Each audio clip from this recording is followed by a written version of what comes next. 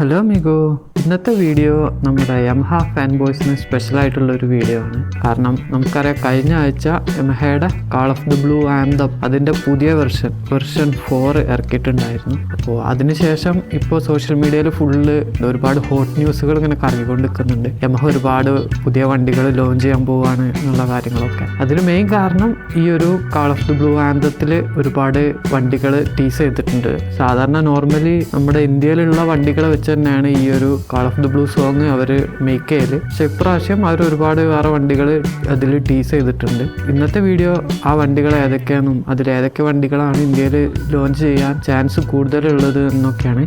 അപ്പോൾ it's me റാങ്കോ, welcome back.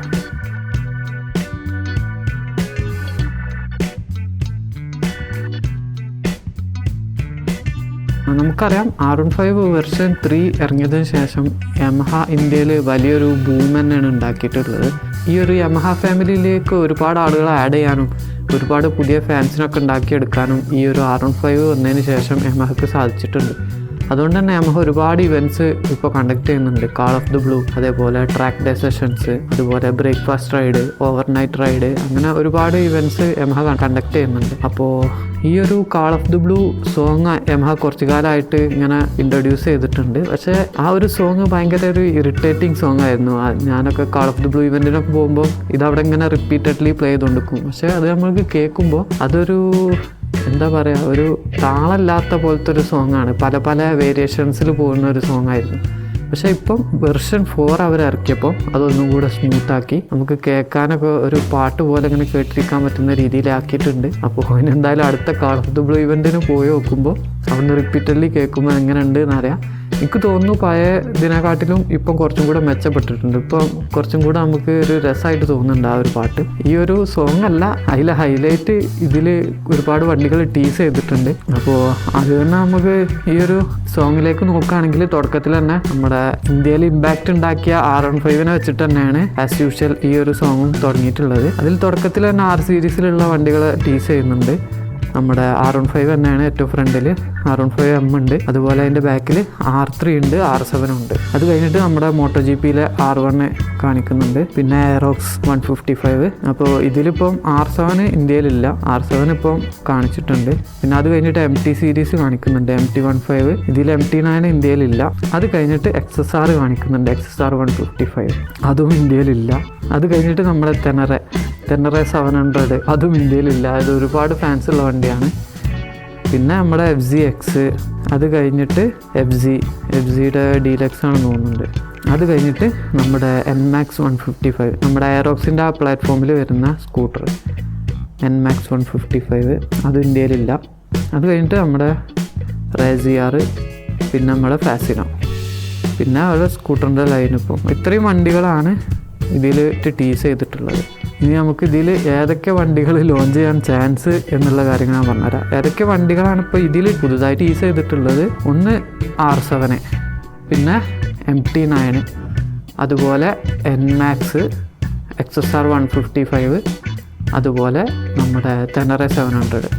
ഇത്രയും വണ്ടികളാണ് ഈ ഒരു സോങ്ങിൽ യമഹ ടീസ് ചെയ്തിട്ടുള്ള വണ്ടികൾ. അപ്പോൾ ഇതിലേതൊക്കെ വരും എന്ന് ചോദിച്ചു കഴിഞ്ഞാൽ എൻ്റെ ഒരു അനാലിസിസിൽ ഞാൻ പറയുമ്പോൾ ഫസ്റ്റ് തന്നെ R സീരീസ് കാണിച്ചപ്പോൾ അതിൽ R സീരീസിലുള്ളൊരു എൽഡർ സിബ്ലിംഗ് എന്നുള്ള രീതിയിലാണ് R7 കാണിച്ചത്. കാരണം ഇപ്പം കറൻ്റ്ലി ഇൻ്റർനാഷണൽ മാർക്കറ്റിൽ നമ്മുടെ R1 ഇല്ല, R1 വിത്ത് ഹെൽഡ് ആണ്. ഇപ്പോൾ 2025 R1 ഇപ്പം ടീസ് ചെയ്തിട്ടുണ്ട്. 2025 R1 തിരിച്ചു വരുമെന്ന് പറയുന്നുണ്ട്, അത് കൺഫേം ആണ്. ഇപ്പോൾ കറൻ്റ്ലി ഇൻ്റർനാഷണൽ മാർക്കറ്റിൽ റേസ് സ്പെക് R1 മാത്രമേ ഉള്ളൂ, അല്ലാതെ നമ്മുടെ റോഡ് ലീഗൽ R1 ഇല്ല.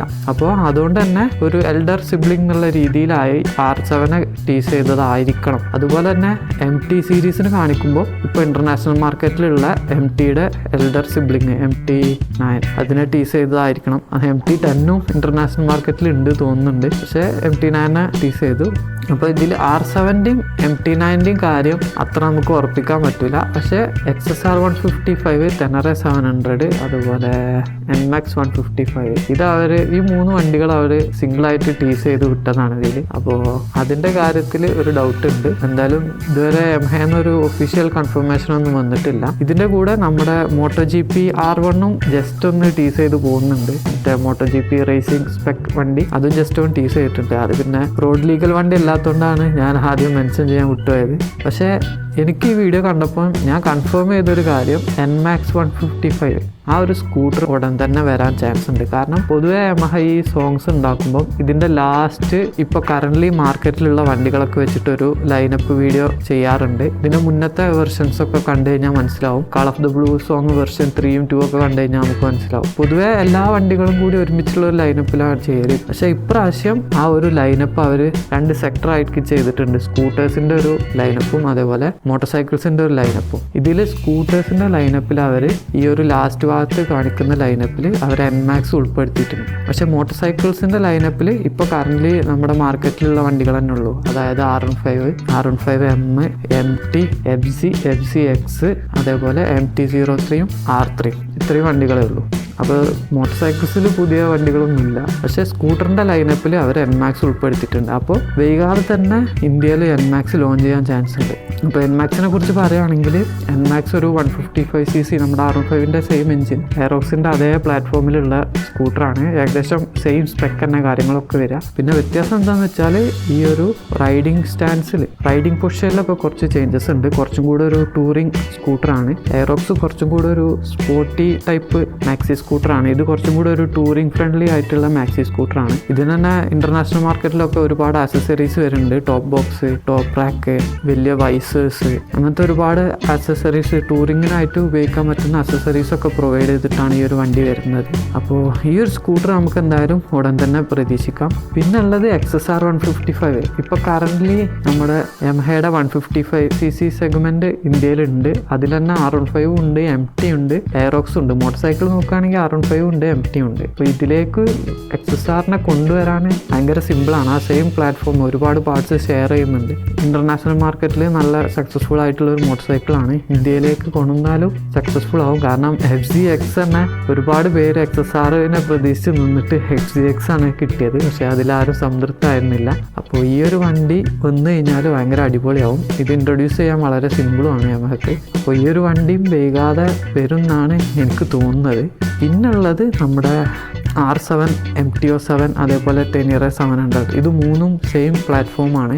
യമഹയുടെ 689cc twin cylinder cross plane എഞ്ചിൻ്റെ ഒരു പ്ലാറ്റ്ഫോമാണ്. ഈ 3 വണ്ടിയിലും സെയിം എഞ്ചിനാണ് വരുന്നത്.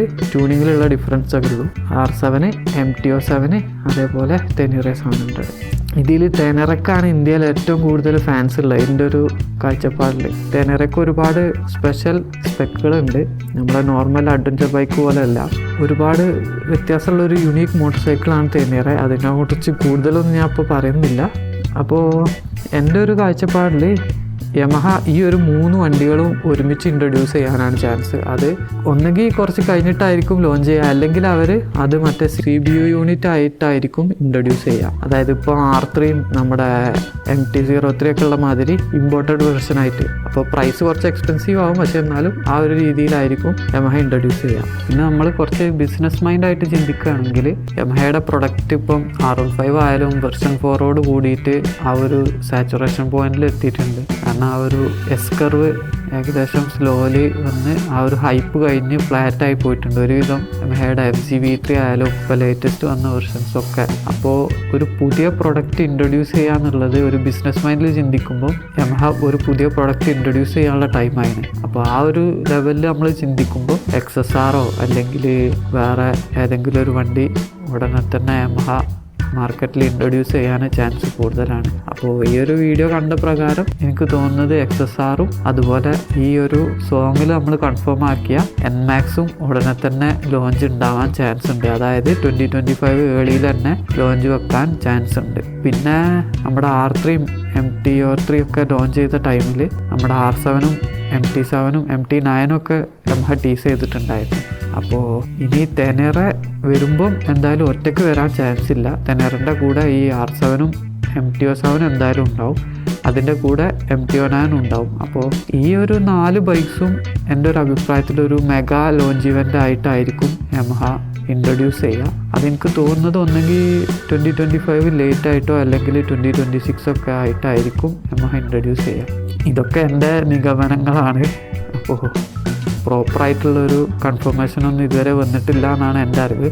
അപ്പോൾ ഇതിനെക്കുറിച്ച് ഡീറ്റെയിൽ ആയിട്ട് എന്തെങ്കിലുമൊക്കെ അറിയുന്നുണ്ടെങ്കിൽ നിങ്ങൾ താഴെ കമൻറ്റ് ചെയ്യുക. അതുപോലെ തന്നെ RX100ൻ്റെ ഒരു 4 സ്ട്രോക്ക് എഞ്ചിന് വരുന്നു ഇപ്പോൾ കുറച്ച് കാലമായിട്ട് ഇങ്ങനെ ഒരു ന്യൂസ് അവിടെ മണി കറങ്ങി നടക്കുന്നുണ്ട്. പൊതുവേ കുറച്ച് പ്രീമിയം സെഗ്മെൻറ്റിലേക്ക് യമഹ മാറി വരുന്നുണ്ട് എന്ന് എനിക്ക് തോന്നുന്നുണ്ട്. അതുകൊണ്ട് തന്നെ RX100ൻ്റെ ഒരു 100cc ഒരു 4 സ്ട്രോക്ക് എഞ്ചിൻ എന്തായാലും വരാൻ ചാൻസ് ഇല്ല എന്നാണ് എൻ്റെ ഒരു അഭിപ്രായം. അപ്പോൾ നിങ്ങൾ യമഹയിൽ ഏറ്റവും കൂടുതൽ കാത്തിരിക്കുന്ന വണ്ടി ഏതാണ് എന്നുള്ളത് താഴെ കമൻറ്റ് ചെയ്യുക. അതുപോലെ തന്നെ ഈ പറഞ്ഞ കാര്യങ്ങളിൽ എന്തെങ്കിലും കൺഫർമേഷനോ അതായത് കൂടുതലായിട്ട് ഡീറ്റെയിൽസ് എന്തെങ്കിലും അറിയുന്നുണ്ടെങ്കിൽ അത് നിങ്ങൾ കമൻറ്റ് ചെയ്യുക. അതുപോലെ തന്നെ നമ്മുടെ കൊച്ചിയിൽ വെച്ചിട്ട് അടുത്ത മാസം 13-ാം തീയതി കളർഫുൾ ബ്ലൂവിൻ്റെ ഇവൻറ്റ് വരുന്നുണ്ട്.